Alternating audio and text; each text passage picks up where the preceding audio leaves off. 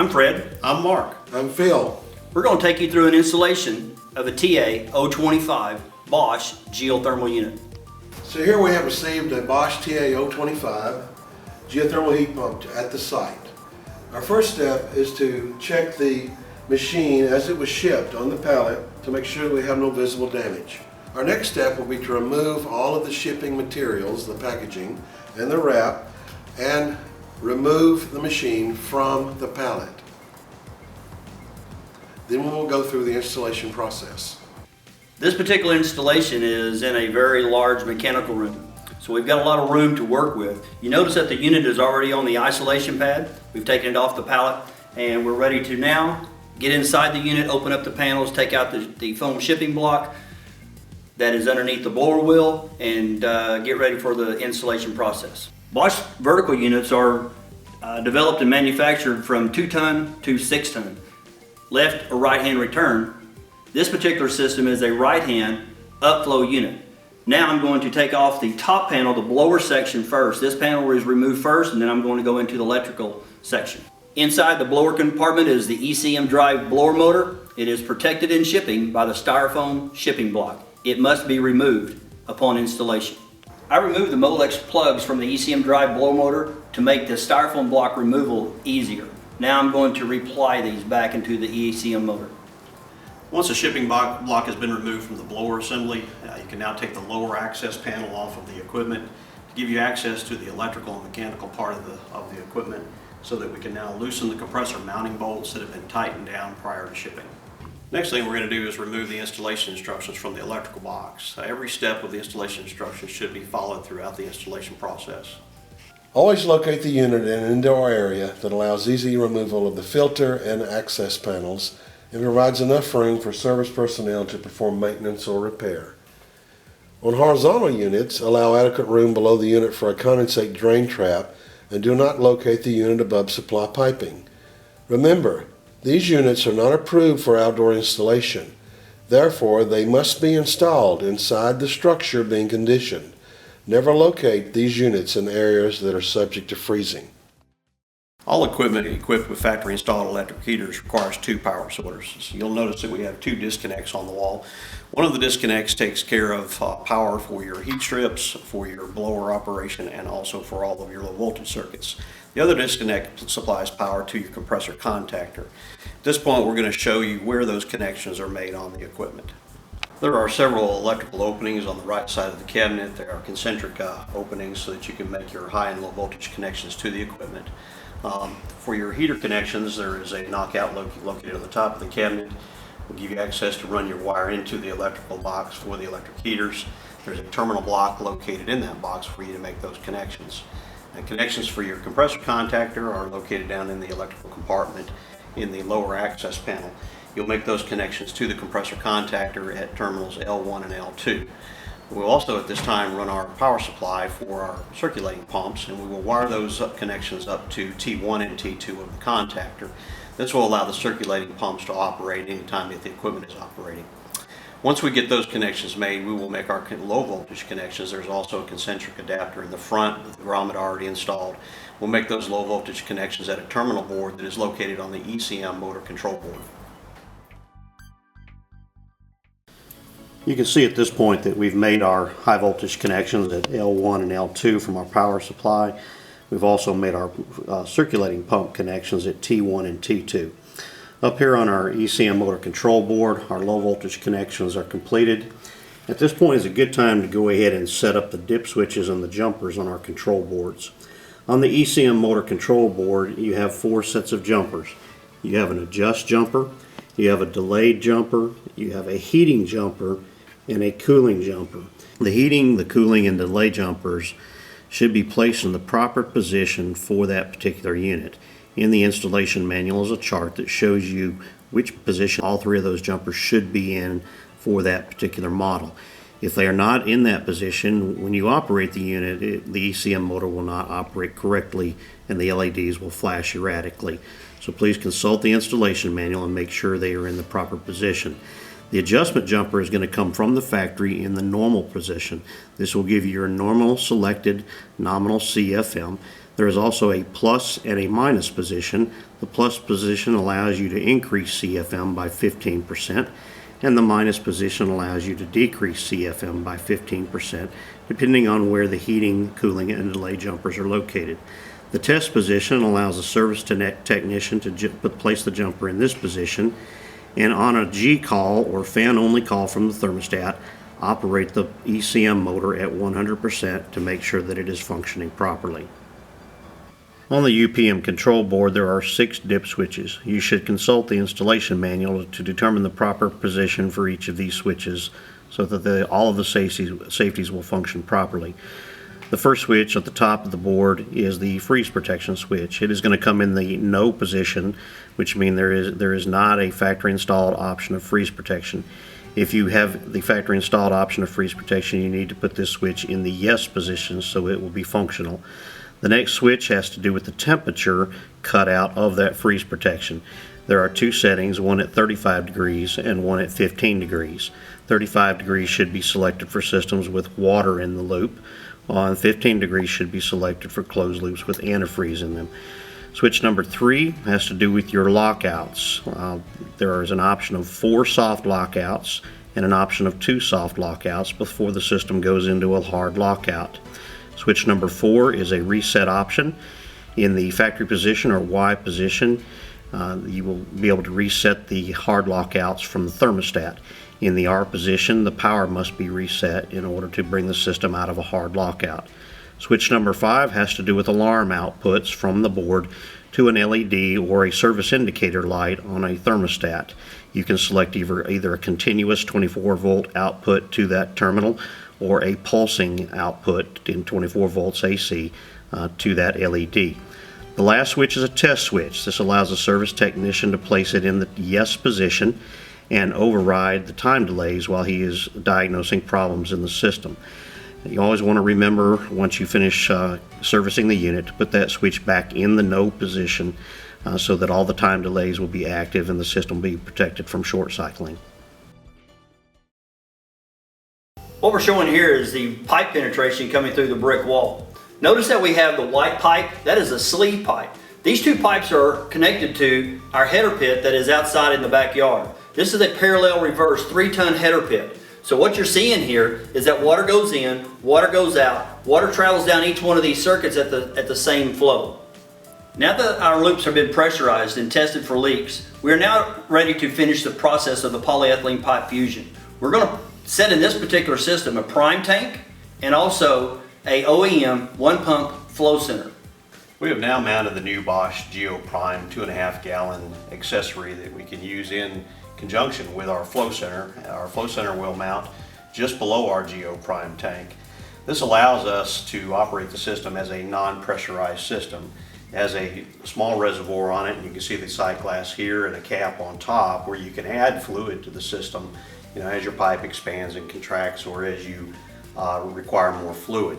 Also has a set of isolation valves located on it so you can isolate it from the system while you are doing your flushing and purging processes. Right below this, when we mount the flow center to the GeoPrime tank will come with a set of adapters. They are double row O-ring adapters, and you have to lubricate those with the lubricant that comes in the kit.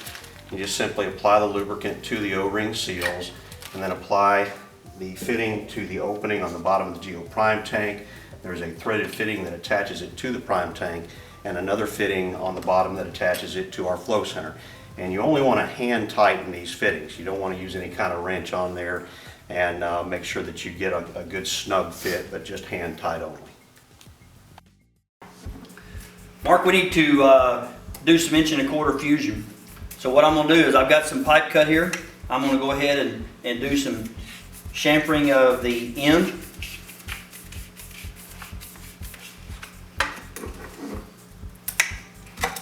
Thanks for handing me that code ring.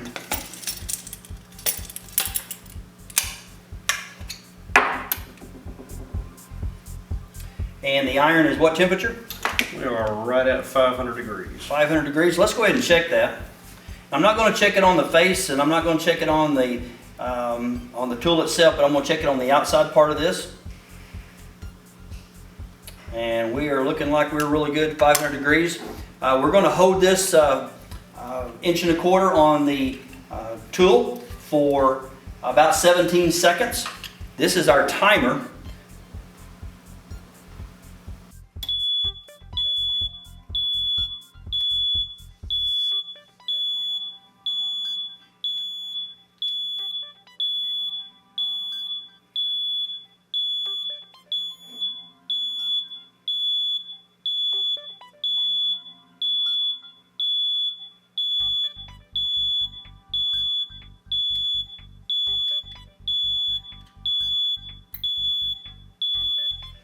I've got 3 seconds to put it on,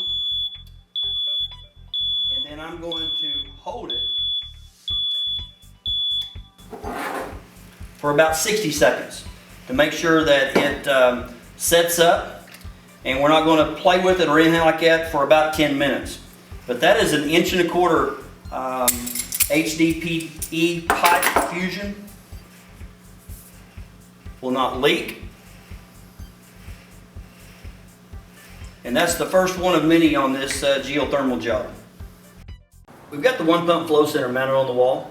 And now we're going to take our flow link connection kit and we're going to open it up. This particular kit is a 3/4 inch. The items in the kit is a 10-foot section of 1-inch rubber hose, stainless steel hose clamps, 2 Pete's ports devices, 2 brass 1-inch to barb and 3/4 inch MPT connection elbows. The flow center will normally be set within 5 feet of the equipment. Thus, this 10-foot rubber hose inside the box will be cut in half. Inside the box are double O-ring fittings to barb. The barb fitting is going to go on the hose. The double O-ring fitting is going to go inside the flow center. Also inside the box are the elbows. Barb fitting goes onto the hose. This fitting is going to get Teflon taped and go into the geo unit. Never use adjustable style grip tools. Always use the proper tool on the brass fittings.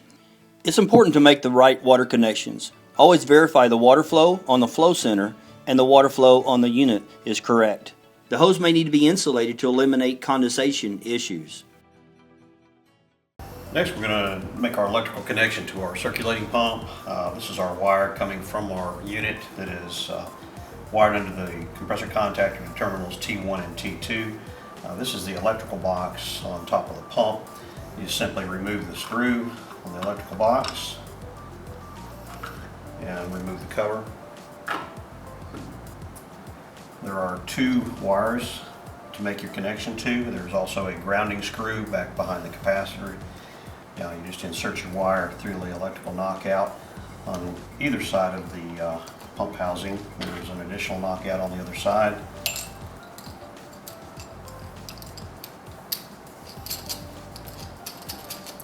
Connect your electrical fitting to the electrical box, and then using some field supplied connectors make your connections to the 2 wires on the circulating pump, as well as making sure that you attach the ground to the grounding screw in the electrical box. At this point, we're going to install our thermostat. We have already made our thermostat connections at the equipment on the low voltage terminal block located on the ECM motor control. We have several thermostats available from Bosch, anywhere from a simple digital control to the programmable thermostats that are actually touchscreen. And any control that you use, you want to make sure you select the control that matches the number of stages that you have to operate with your equipment. In the case of the TA25, which we're installing today, it is a 2-stage heat and 2-stage cool unit. It also has an additional 3rd stage of heat that is factory installed, that is the heat strips. So we will actually have to have a thermostat that is capable of 3 stages of heat and 2 stages of cool. Now, if you're in an existing home and just replacing a system, the thermostat will already be located in the home somewhere near the return air, and you'll just simply have to replace that control. If you're on a new installing a system in a house that does not have an existing system, then you'll have to route your thermostat control wire to the location where you want to mount that thermostat. We have already routed our thermostat wires to where we want to mount our thermostat near our return air location. And we've routed our thermostat wires through the hole in the back of our thermostat sub base, and we've made our connections to the thermostat sub base electrical connections. You want to make sure that the wires that are connected here match up with the same terminals on the TA025 unit so that we get proper operation from the thermostat. And once you've made your electrical connections, you can simply just put the thermostat or attach the thermostat to the subbase. And then once power is applied to the unit, the thermostat must be configured for the number of stages that you need for the TAO25. So always consult the installation instructions that come with the control to program the stat, and consult the installation instructions that come with the unit to make sure you wire it correctly. Next thing we're going to do is pipe up the condensate drain. All of the units that we produce are going to require a trap and the drain outlet, so make sure you select a trap that is deep enough to overcome any static pressure that could be caused by the blower. Typically on variable speed models, you want something that is at least 2 inches in depth from your outlet to the outlet of your trap, and then another additional 2 inches from the outlet of your trap to the bottom of the trap. So make sure you select the proper trap for the application, and also make sure you follow your local codes and how you pipe these up. There may be some additional requirements for condensate trapping in your area, such as clean out tees and vents and those types of things. It's always a good idea to dry fit everything before you glue it together. So the first thing we'll do is we'll go ahead and apply some Teflon tape to our male adapter. We'll take the male adapter and thread it into our female fitting that is attached to the front of the unit right between your 2 water loop connections. Once we have that tightened down, we will cut a couple short pieces of PVC, attach our trap to the fitting to the male adapter on the front of the unit, and then we'll take a 90 out behind the unit to connect to our existing drain line. You'll always want to make sure that you have sufficient slope. Usually want to follow code, but 1/4 inch per foot is a good rule of thumb to make sure you get good drain from your condensate. What we've done is we've installed this supply plenum on top of this unit. The dimensions for this supply plenum is in the spec manual. We put some foam insulation in between the plenum and the top plate so we don't have any air leakage. You notice that we have some screws located in the top plate going around the front side and also the left side of this. Notice the different locations of these screws. This is through the top plate of the unit. This is through the duct flange. Right underneath this top plate is the evaporator coil. Never want to screw down this way. Always screw horizontally going toward the duct flange. A supply flexible connector is recommended on all metal ductwork systems. Notice now that we have installed the return air plenum.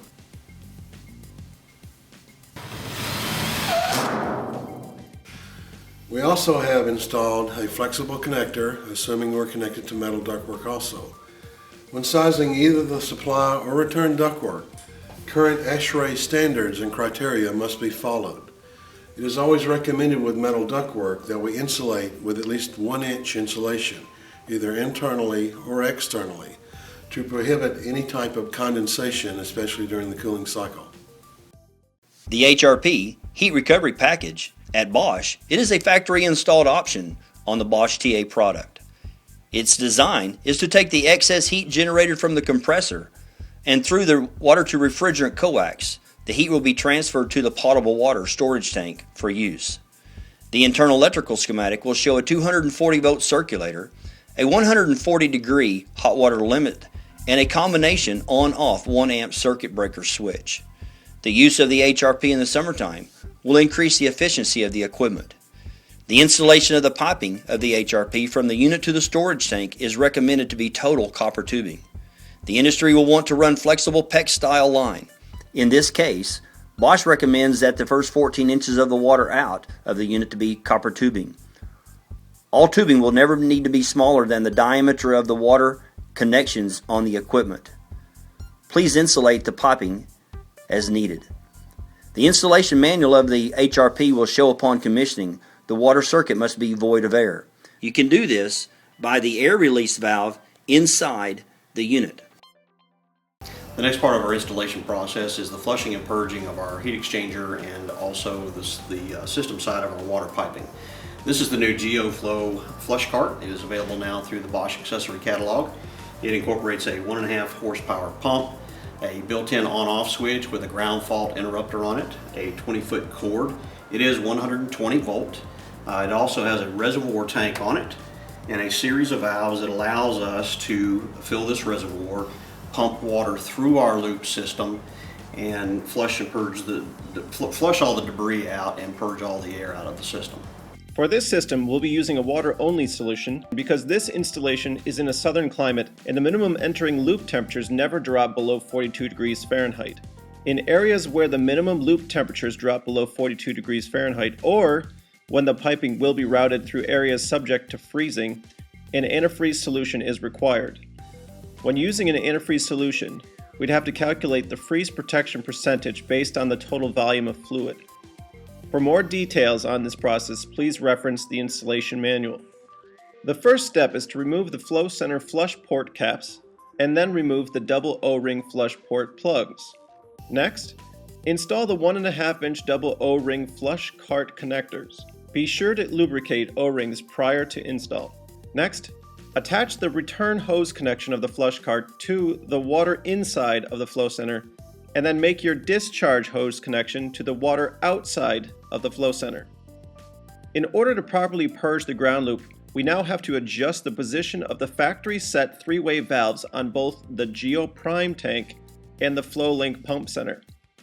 Starting with the GeoPrime tank and using a 3/8 inch drive, isolate the prime tank by rotating the three-way valves from the operation position to the bypass position. Adding any sort of water pressure to the GeoPrime tank during commissioning process will void the GeoPrime warranty. Next, rotate the flow center three-way valves so that the off marking is set to the 6 o'clock position, thereby isolating the flow center and the heat pump from the ground loop. Now we need to verify our flush cart is set up properly. Verify the screen filter inside the reservoir is strapped to the PVC return pipe. At this time, all ball valves on the flush cart should be set in the off position. Connect the 20-foot flush cart power cord to a grounded 120 volt 15 amp circuit. Attach garden hose to the GHT swivel adapter on the flush cart. Open up the garden hose ball valve in order to add fluid to the flush cart reservoir. Open up the 1/4 inch pump case drain port valves in order to bleed the air and prime the pump. Flip on the GFI power switch. As the water drops, add more by opening the 1/2 inch garden hose fill valve. Note, watch the fluid, making sure the water level never drops below the flush cart suction port or runs over the top of the reservoir. Once the reservoir water level is reasonably stable or begins to increase, turn the makeup water down or off as conditions dictate. Observe the discharge water as it re-enters the reservoir. Watch for air bubbles being discharged into the reservoir. To verify possible air pockets in loop field, a deadhead process is necessary. But before we do this, mark the level of the water by adjusting the black ring on the reservoir sight glass tube. Start the deadhead process by closing the 1.5 inch flush cart return valve and monitoring the fluid level. If the fluid drop is greater than 1 inch, there is still air in the system that is being compressed by the power of the pump. Reverse the flow path or open and close the flush cart discharge valve to shock the flow and continue flushing purging activity. Continue filling and deadheading until the fluid drop is less than 1 inch. Once the water table inside the reservoir has leveled off and the air is removed from the ground loop, then flush the lines connecting the unit and the flow center. Starting with the discharge side, rotate the three-way valves so that the off mark is at the 12 o'clock position, thereby isolating the ground loop from the flow center and the heat pump. Repeat with the return three-way valve. This process should only take approximately 5 to 10 minutes. Once the air is removed from the unit and the flow center, we now need to flush and purge the ground loop and the unit simultaneously. Starting with the flow center return three-way valve, rotate the off mark to the full flush position, following immediately with the discharge three-way valve. In this position, the flush cart purges the air from the unit and the ground loop at the same time. It's recommended to purge the system in full flush position for a minimum of 2 hours. Once complete, turn the pump off and rotate the flow center three-way valves to the off position starting with the return side. This will isolate the flush cart from the system. Be careful not to pressurize the loop. At this point, we're finished with the flow center three-way valves and we can reinstall the plugs and protective caps. Remove hoses and flush cart connectors from the flow center. Apply white petroleum jelly to both double O-ring flow center plugs, insert the plugs, and screw on the caps. Next, we're going to fill the Geoprime 2.5 gallon reservoir. Rotate the Geoprime tank 3-way valves to the operation position. To fill, simply remove the reservoir cap and add water. Using the sight gauge, fill up to the halfway mark and then replace the cap until it clicks. The GeoLoop is now completely flushed of air and debris, and the unit is now ready for startup commissioning. It's recommended at this point to remove and clean the flush cart screen filter. Okay, with the TAO25 that we see here, once we've checked everything and it's all installed, we want to do the commissioning. Part of the commissioning involves proper airflow. This particular unit has the electric commutated variable speed drive motor in it that maintains constant CFM against varying pressure. It comes set with the motor control interface board on normal from the factory, and with a heater installed in this unit, such as it does have, we have the choice of going up 15% on that switchboard with a switch or leaving it on normal. If we refer to the specifications for the TAO25, the blower performance data will tell us or indicate that this machine is rated at 0.6 static pressure and functions at about 900 CFM. So we can assume that that is correct in the field and ductwork is designed properly, but when you're out in the field and you want to check the airflow, the simplest method when we have a heater installed is to do temperature rise across the heater. All right, in the field, to check CFM or temperature rise across the heater, what we'll have to do is go to the existing unit. Here we show the supply air plenum and the return air plenum. Typically this will be connected to ductwork in the structure. We try to get away from the radiant heat effect of the heater, which is right here inside the top of the unit. But what we'll do today is we'll drill 2 holes, one here and one in the return. Typically we would want to get farther away from the unit itself to do this, but for illustration we'll show this. We would connect to this a temperature analyzer that would show supply and return air temperature as while it's running.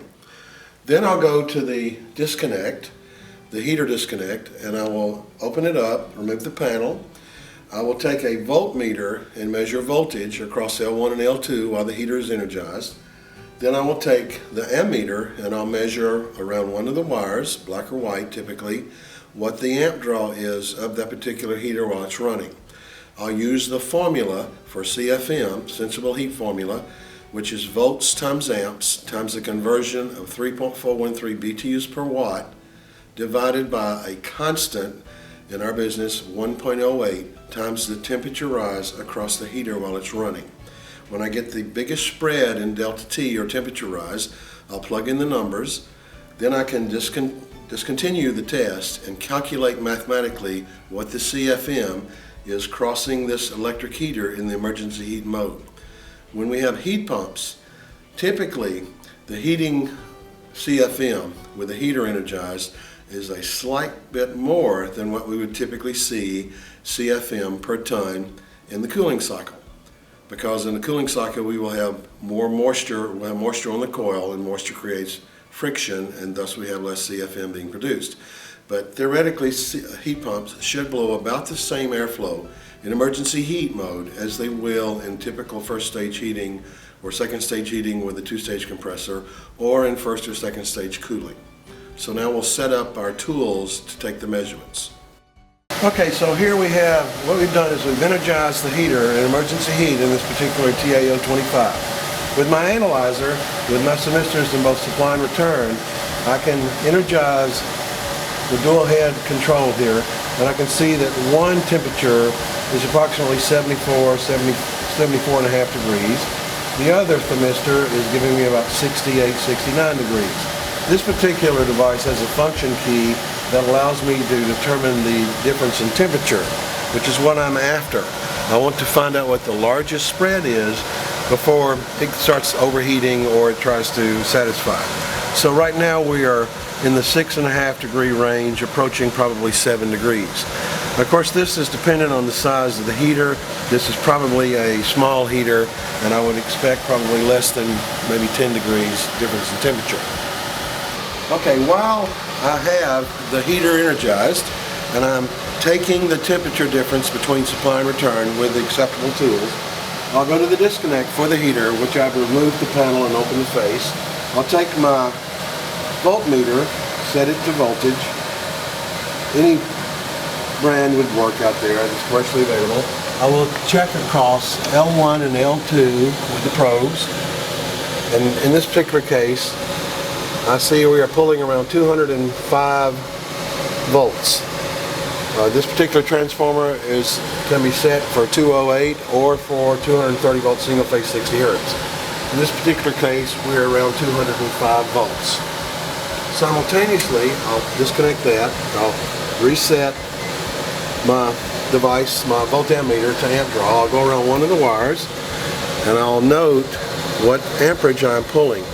In this particular case, I'm pulling around 11, approaching 12 or so amps.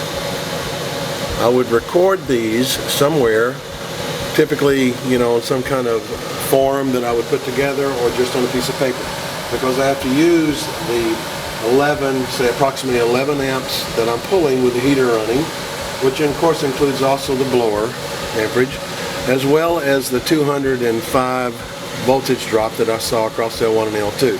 Okay, so now that we've finished gathering the data from the disconnect where we found the operating voltage as well as the amperage of the energized heater, we go back one more time to the delta T and we see that we are somewhere around 6.5 degrees. So let's assume for illustration that we have roughly in the 6.5 degree delta T range. So now we have the three factors that we need to calculate with a formula the operating CFM across this heater.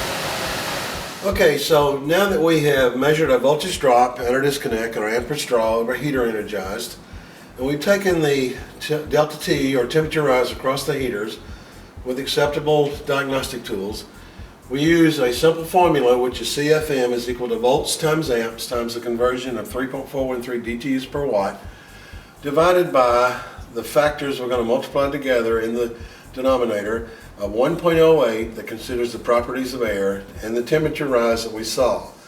So if I insert the values we found, we saw around 205 volts, approximately 11 amps, and we convert it with 3.413 BTUs per watt, and that gives us approximately 7,696 BTUs coming across that energized heater. Then we multiply 1.08, our constant, times around 6.5, which is our difference in temperature we saw between supply and return. That gives us 7.02. So 7696 divided by 7.02 is around 1096, or close to 1100 CFM. Now in this particular case, I know that this machine is rated at 0.6 of an inch in its spec data, and it should be delivering approximately 950 CFM. Now if it is set on plus 15%, we could probably get this. Another situation, because we have very limited ductwork, we have very limited pressure or resistance against the airflow. So even though this blower operates against static pressure from 0 to over an inch of static pressure, I know that I'm developing at least what I think I should develop. In the field, where I have more ductwork in any particular application, the CFM would probably pull closer to what I expect it to be in the spec data.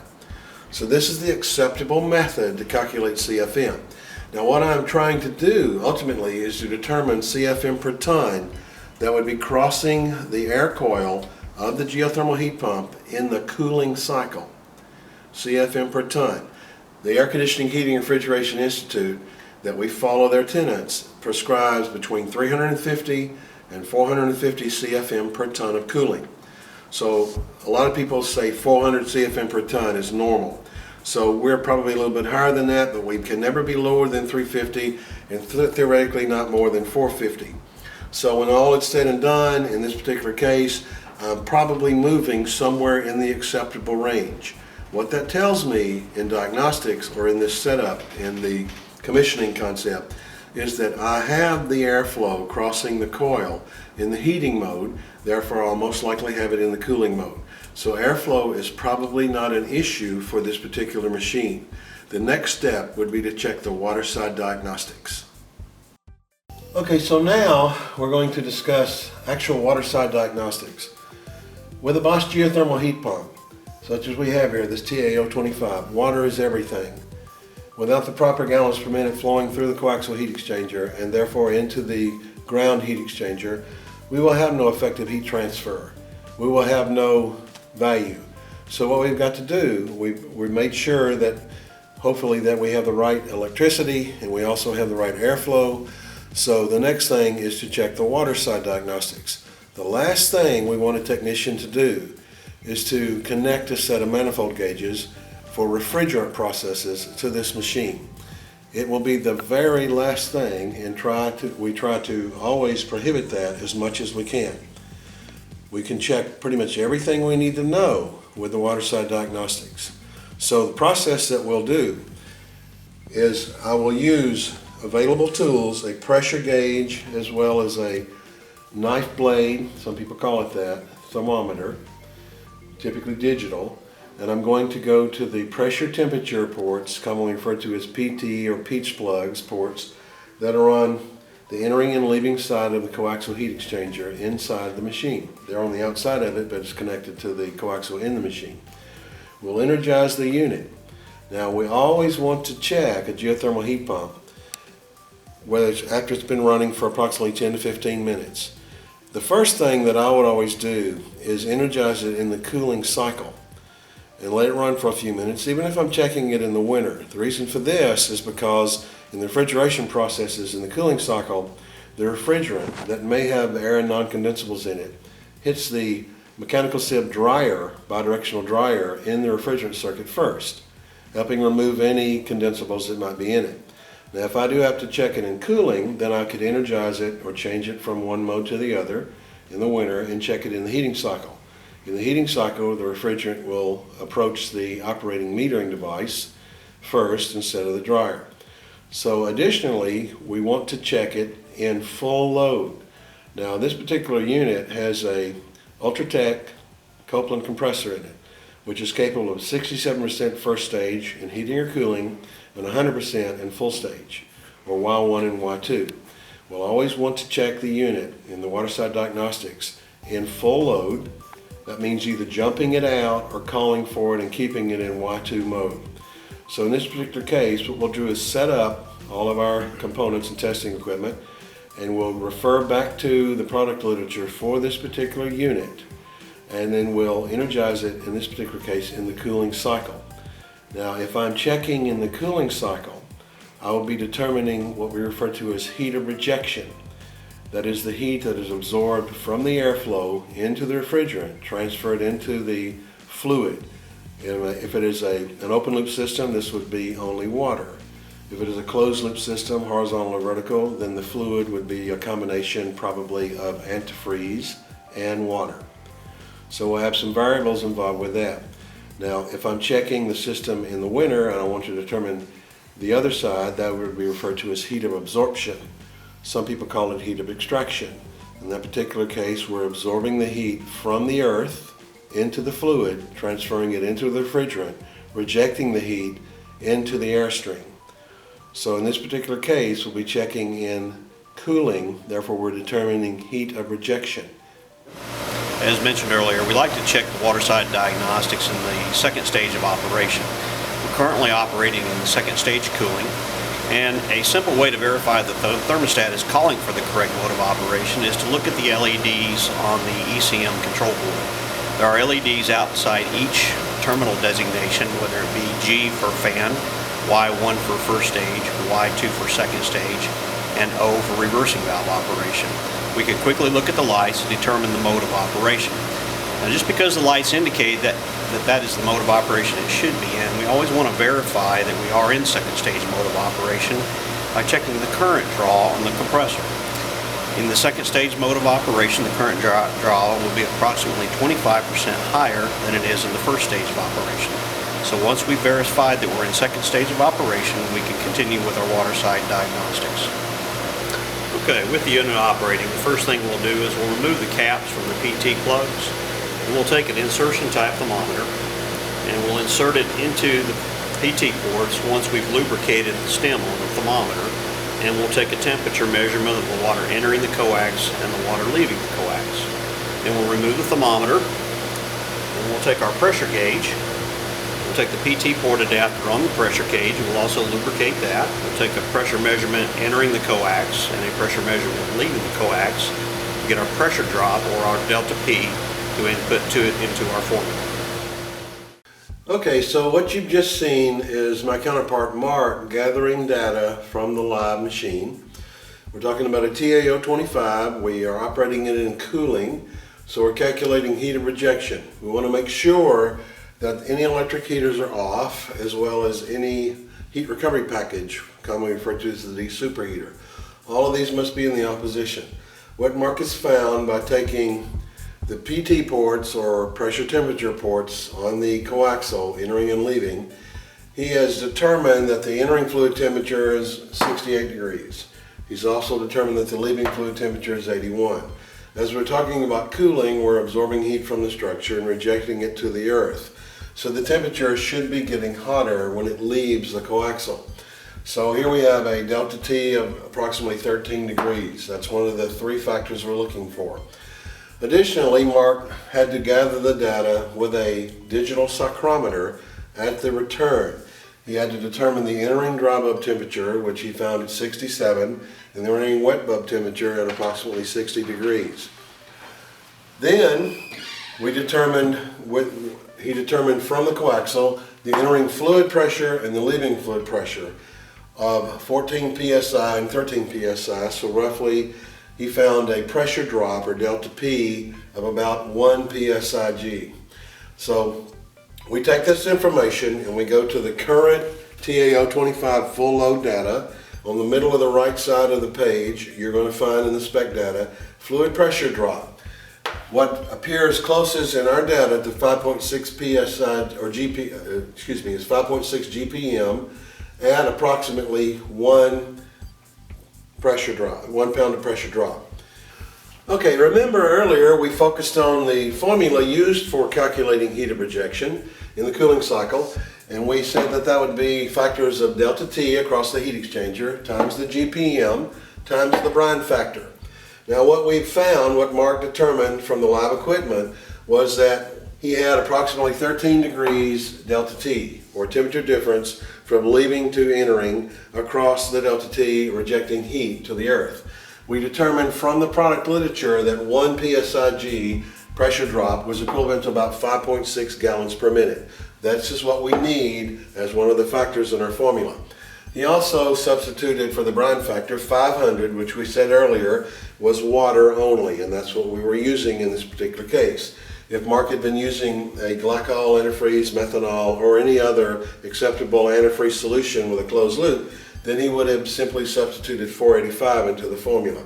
So now we have all the factors to give us the answer, or 13 degrees delta T times 5.6 gallons per minute times the brine factor of 500 for this TAO25 at these conditions to determine the heat of rejection into the earth. Now the final step in determining the heat of rejection in this particular case, remembering that we have a TAO25 and we're operating in the cooling mode, what we have calculated is approximately 36,400 BTUs per hour is being rejected based on our conditions at this particular location. Now we go to the specification data, which I referred to earlier, and down here on the lower right of the TAO25 page, in full load is capacity data, full load cooling. One of the columns is labeled heat of rejection, MBTUH, thousands of BTUs per hour.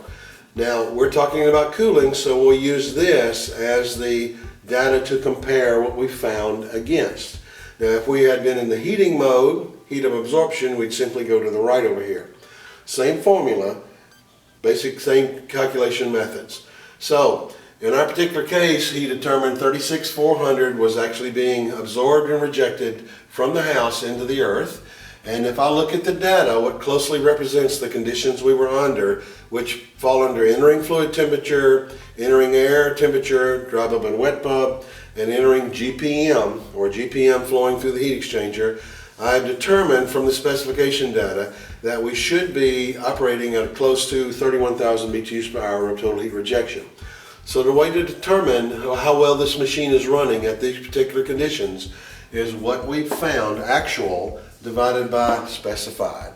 So actual at 36,400 divided by approximately 31,000 from the specs, and we come up with an answer of 1.17. We convert that to percentage by multiplying by 100%, and we are operating at approximately 117%. The Bosch criteria for cooling or heating is a minimum of operation of approximately 90% or better. So in this particular case, if a technician was in the field and checked it the way we have determined and shown you, this would be acceptable to Bosch and should be acceptable to you as well as the consumer. Whether we're operating in the cooling or heating cycle, the measurements and the calculations are the same. If we were below 90%, then we would have to think beyond the concept that maybe something is wrong with the water circuit or the air circuit or possibly the refrigerant circuit. The last thing we would want to do is put our gauges on this machine.